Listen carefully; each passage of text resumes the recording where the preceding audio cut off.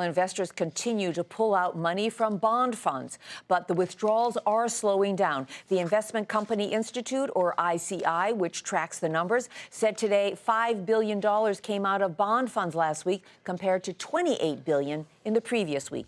Here to put these numbers into perspective is Reid, ICI's chief economist.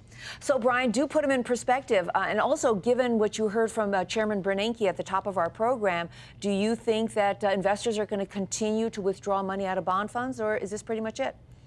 Well, this is a pretty typical response on the part of investors to begin to pull money when interest rates begin to rise. And I think, what Chairman Bernanke said today indicated that, as the economy continued to improve, even though, they're going to continue to have very accommodative monetary policy, they will continue to factor in the improving economy in future decisions. And so I think the market is factoring that in right now. What we're seeing here is pretty typical what we saw coming out of, let's say, the 1990s recession, early in the 90s, and the early 2000s, where as interest rates rose, bond fund investors continue to pull money out over an extended period of time.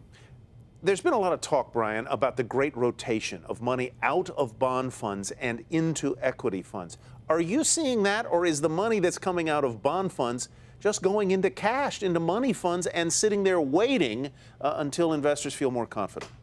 Yeah, we're seeing about half of it going into money funds by the looks of it. And so it looks like investors are kind of stepping on the sidelines. Inflows into domestic stock funds that are, invested in companies here in the U.S. Continue to have outflows last week.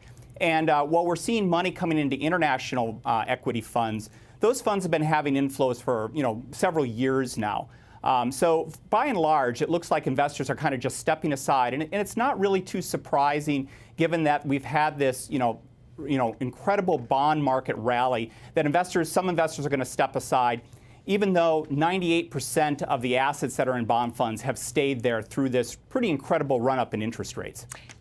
Can you read between all of the numbers and give us your take on investor sentiment? So they're holding onto the cash, but what more can you tell us about how they feel about jumping into some kind of investment? Yeah, I think, investors generally, one of the things that strikes me over and over again is how really resilient they are. If you look at the, nearly $15 trillion that we have invested in mutual funds and ETFs, the flows that we're talking about here for bond funds, for equity funds are, fractions of a percent. Sometimes, they accumulate to 2% like they have since the end of May. But generally, investors are very resilient, and they understand that, markets do fluctuate.